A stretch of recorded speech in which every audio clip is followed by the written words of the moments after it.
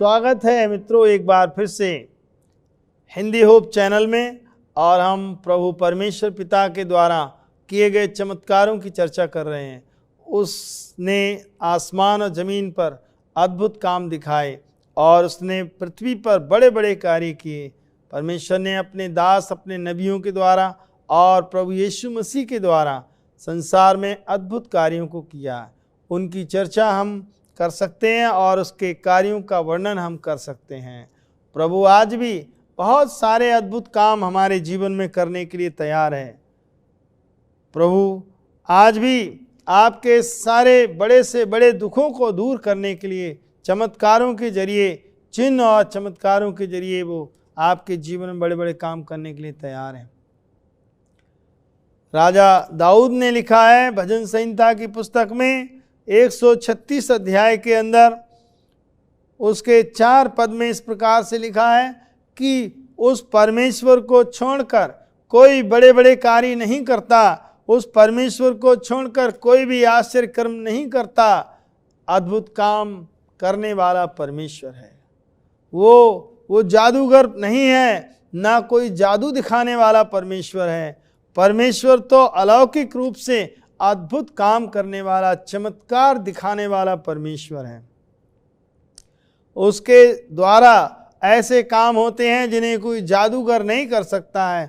आइए हम देखेंगे इस विषय में आज कि सचमुच जादूगर कैसे काम करते हैं और परमेश्वर कैसे काम करता है। परमेश्वर जादूगरों के काम को नष्ट कर देता है और परमेश्वर के कार्यों की तरह जादूगर कार्य नहीं कर सकते हैं, क्योंकि वो परमेश्वर है। उसके द्वारा सारी सृष्टि में सब कुछ काम किए गए हैं, वो कुछ भी कर सकता है। यहोशू की किताब में यदि आप पढ़ेंगे तो वहाँ पर भी मिलेगा और उसने कैसे अद्भुत कार्य किए। और आप निर्गमन की पुस्तक में भी पढ़ेंगे तो पाएंगे कि उसने अद्भुत कार्य किए। आइए हम देखते हैं कि किस रीति से परमेश्वर ने उन बड़े बड़े कार्यों को किया है जिनको करने की कोशिश जादूगरों ने भी की थी।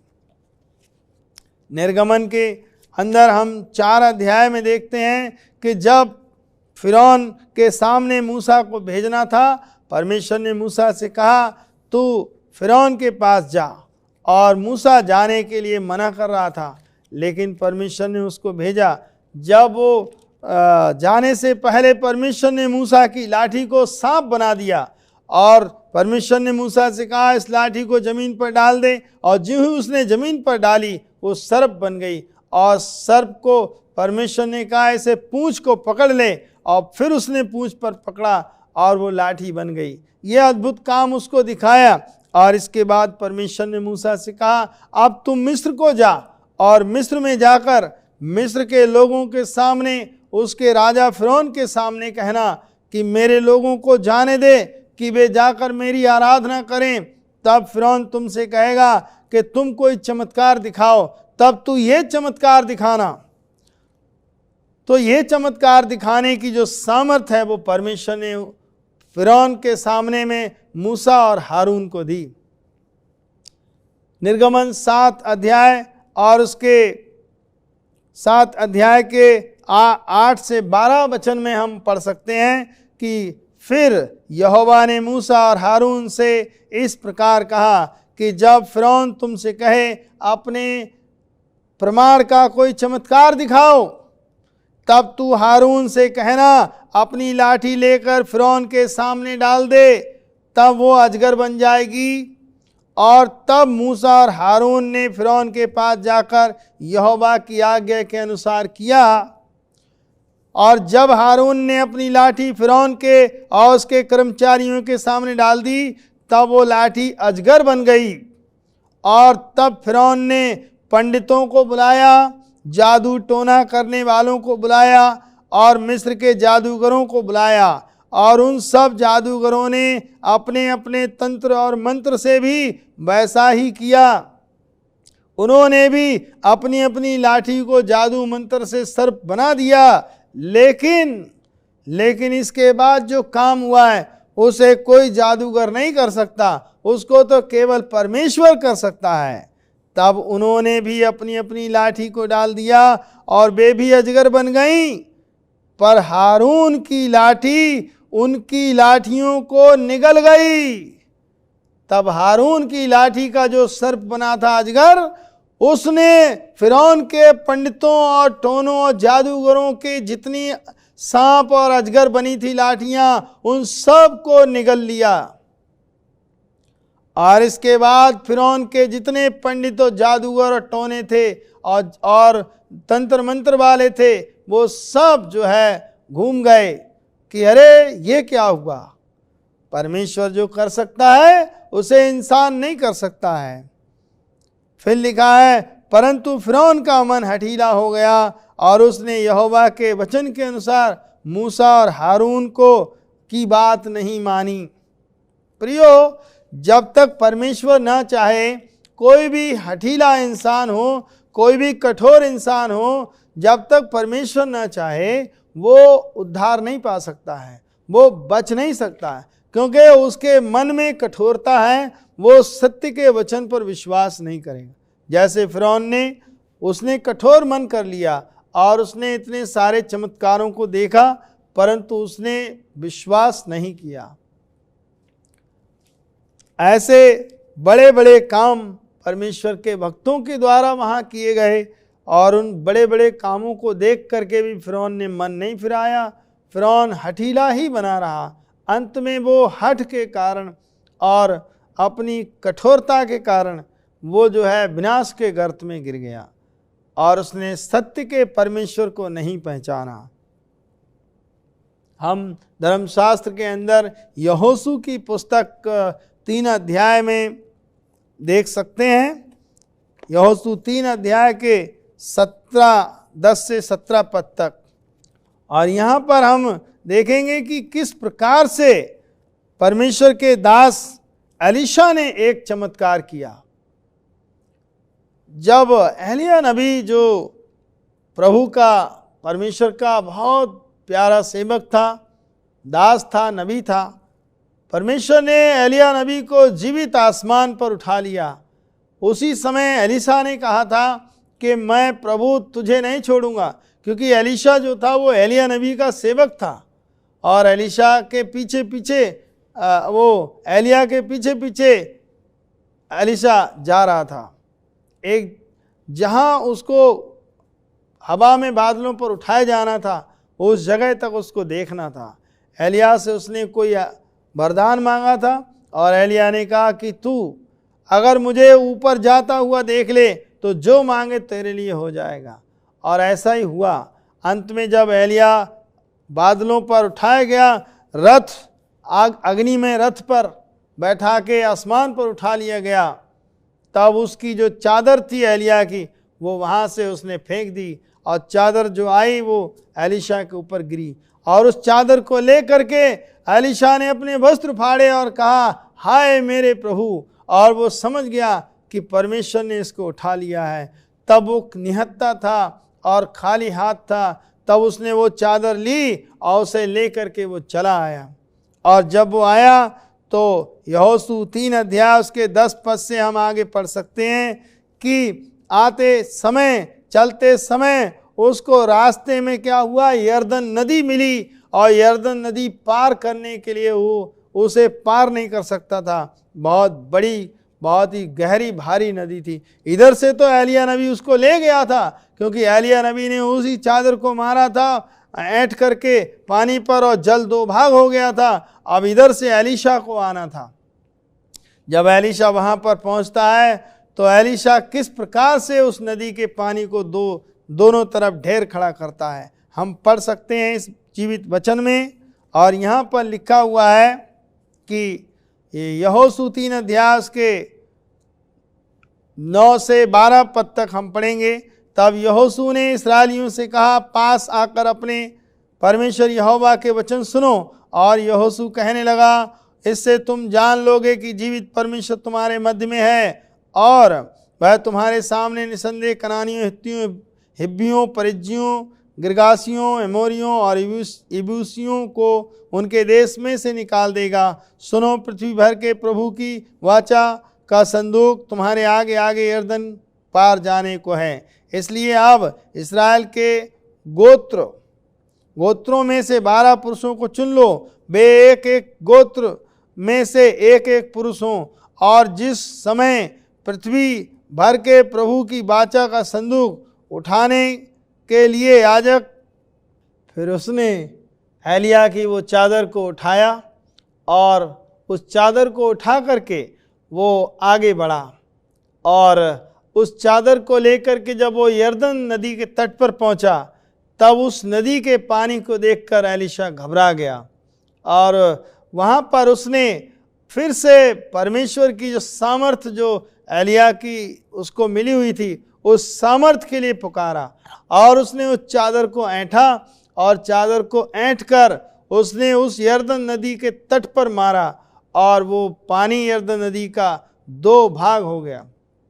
इस वचन को हम पवित्र शास्त्र बाइबल में देख सकते हैं, और ये मिलता है 2 राजा 2 अध्याय, उसके अंदर 13, 14 और 15, 16 पद में हम पढ़ सकते हैं। फिर उसने एलिया की चद्दर उठाई जो उस पर से गिरी थी, और वो लौट गया और यरदन के तट पर खड़ा हुआ।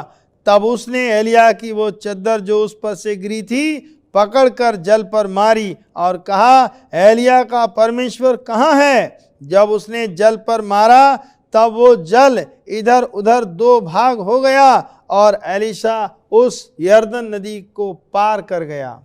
परमेश्वर ने इस दास एलीशा के जीवन में एक बड़ा आश्चर्यक्रम ये किया, और इसको ये दिखाया कि एलिया का परमेश्वर तेरे साथ भी है। जिस तरह से एलिया के साथ था वैसे ही मैं तेरे साथ भी हूँ।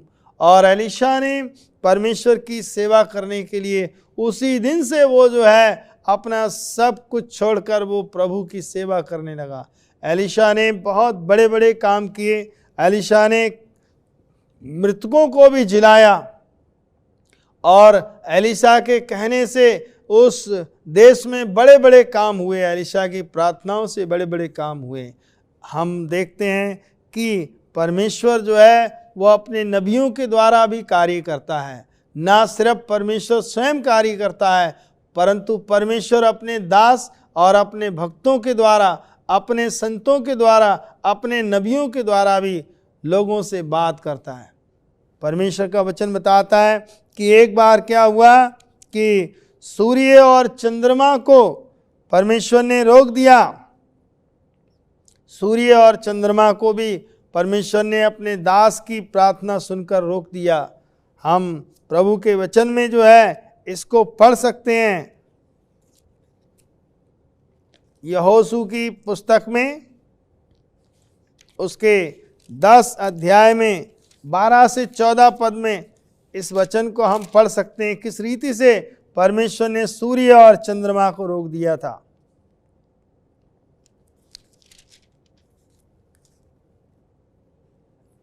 यहाँ पर लिखा हुआ है, उस समय अर्थात जिस दिन यहोवा ने एमोरियों को इस्राएलियों के वश में कर दिया, उस दिन यहोशू ने यहोवा से इस्राएलियों के देखते इस प्रकार कहा, हे सूर्य तू गिबोन पर, हे चंद्रमा तू अय्यालोन की तराई के ऊपर थम जा।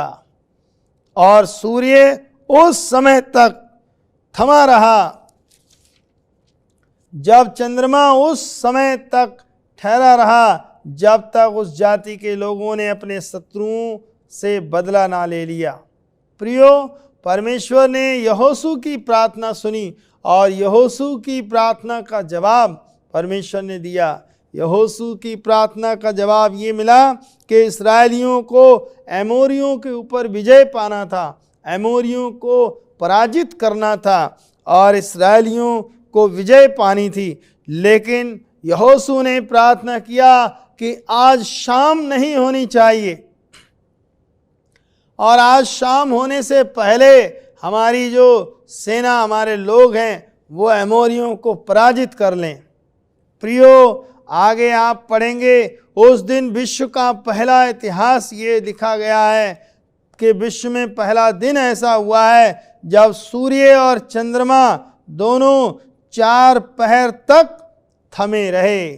4 पहर का मतलब होता है के 24 घंटे हो गए, और एक दिन और एक रात सूर्य और चंद्रमा थमा रहा, और सूर्य चंद्रमा की गति थम गई प्रार्थना के द्वारा।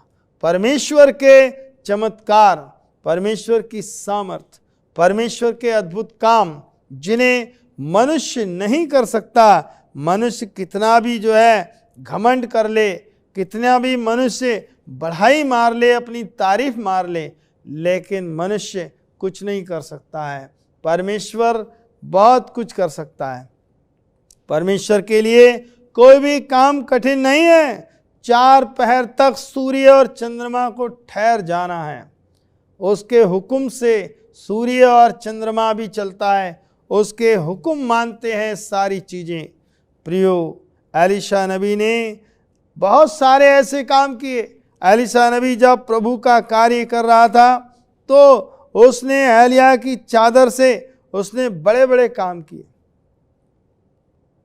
एलीशा जब अपने देश में, इस्राएल देश में एलीशा काम कर रहा था, तो वहाँ पर उन दिनों में बहुत बड़े बड़े काम। एक नामान नामक कोढ़ी एलीशा के पास आया था। उन दिनों एलीशा अपने घर में था, और आप जानते हैं कि इस्राएल में एक छोटी सी लड़की थी जिसको जो वो लोग फिलिस्तीनी लोग ले गए थे गुलाम बना के, और उसको ले जाके उसे नामान की पत्नी की सेवा करने के लिए रखा था। और उस लड़की ने कहा कि ये मेरा स्वामी जो कोढ़ी है, काश ये मेरे देश में होता, तो वहाँ परमेश्वर का जन है जो इसके कोढ़ से इसको अच्छा कर देता। तब नामान जो कोढ़ी था वो राजा के द्वारा वहाँ भेजा गया, और जब वो एलीशा के दरवाजे पे जाके नामान खड़ा हुआ, तो एलीशा ने अंदर से अपने सेवक गेहजी से कह दिया कि तू जाकर उससे नामान कोढ़ी से कह दे कि जा मेरे यहाँ की यरदन नदी में 7 बार डुबकी लगा ले, और वो तुम ज्यों का त्यों ठीक हो जाएगा।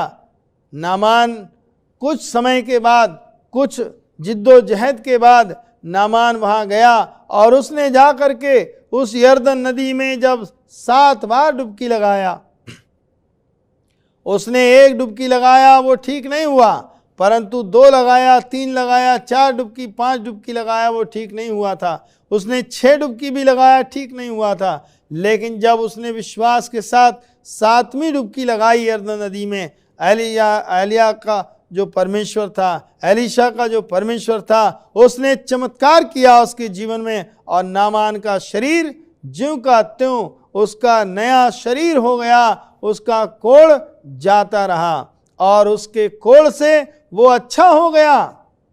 मेरे प्यारों, एलीशा की प्रार्थनाओं से, एलीशा के द्वारा परमेश्वर ने बड़े बड़े काम किए, और नामान जैसा कोढ़ी वो ठीक हो गया। और जब शुद्ध हो गया, तब नामान कोढ़ी लौटकर एलीशा भक्त के पास गया, और वहाँ जाकर उसने घुटनों के बल जाकर उससे प्रार्थना की, और कहा, मेरे स्वामी, मेरे प्रभु, तू मेरे पास से सोना, चांदी और कपड़े और ये सब गाय बैल गधे ले ले।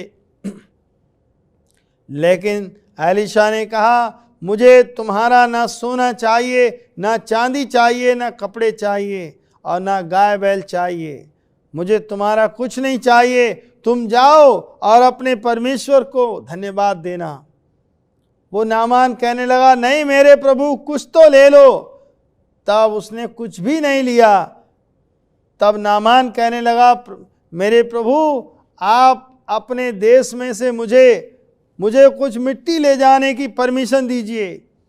अगर आप मेरे यहाँ से सोना नहीं ले रहे हैं, मेरा चांदी नहीं ले रहे हैं मुझे ठीक करने के बदले में, तो आप अपने देश में से कुछ मिट्टी मुझे दे दो, ताकि मैं ले जाऊं और आपके जीवित परमेश्वर के लिए मैं अपने देश में जाके एक वेदी बनाऊंगा, और मैं आपके ही सच्चे परमेश्वर की आराधना किया करूंगा, मैं उसकी सेवा करूंगा, मैं उसकी प्रशंसा करूंगा, क्योंकि मैंने इस्राएल के देश में ऐसा परमेश्वर देखा है जिसने मेरे कोढ़ को अच्छा कर दिया।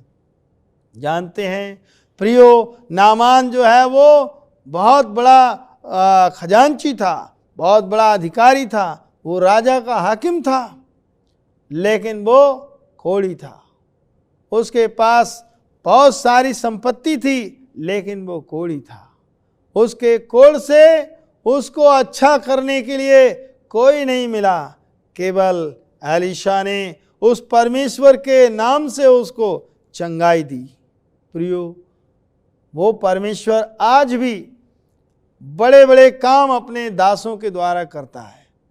आज भी हम असंभव को संभव करने के लिए प्रार्थना करते हैं तो परमेश्वर उस असंभव को संभव बना देता है। कोई भी काम उसके लिए असंभव नहीं है, बस हमें विश्वास करना चाहिए, और विश्वास के बिना कोई भी काम नहीं हो सकता है। प्रभु का वचन यहाँ इस प्रकार से बताता है कि विश्वास करने के द्वारा यरदन नदी पर जब एलीशा ने चादर को मारा तो पानी 2 भाग हो गया। तो आपका विश्वास अगर होगा तो आप भी पहाड़ से कहेंगे हट जा, तो वो आपकी बात मान लेगा। और यदि आपका विश्वास कमज़ोर होगा तो आप किसी भी समस्या से निजात नहीं पा सकते हैं। आपको और मुझको परमेश्वर पर विश्वास करना चाहिए, और विश्वास के साथ हमें आगे बढ़ना चाहिए। जब कोई ऐसी समस्या हो और जब कोई ऐसी मुसीबत हो, तब हमें उसके पास जाना चाहिए। और विशेष बात हम जो नामान के बारे में देखना चाहते हैं कि नामान ने जब तक एलीशा की बात नहीं मानी, वो अच्छा नहीं हुआ था। परमेश्वर की बात मानना है, फिर उसके काम को करना है, उसके बाद परमेश्वर हमारे जीवन में आश्चर्य कर्म करेगा। आइए हम प्रार्थना करें। धन्यवाद के योग्य परम प्रधान परम पवित्र परमेश्वर, सनातन काल के प्रभु परमेश्वर, हम आपको धन्यवाद देते हैं इस संदेश के द्वारा हमारे दर्शकों को, प्रत्येक भाई बहनों को जिन्होंने वचनों को सुना है, उनको प्रभु आप आशीषित करें, उनके विश्वास की रक्षा करें, उनके बालक बच्चों की रक्षा करना प्रभु, और उनके परिवारों में आशीष देना प्रभु। हर मुसीबत से, हर बला से, हर तकलीफ़ से उनको बचाना प्रभु। हर रोग से उनको छुटकारा दीजिए प्रभु।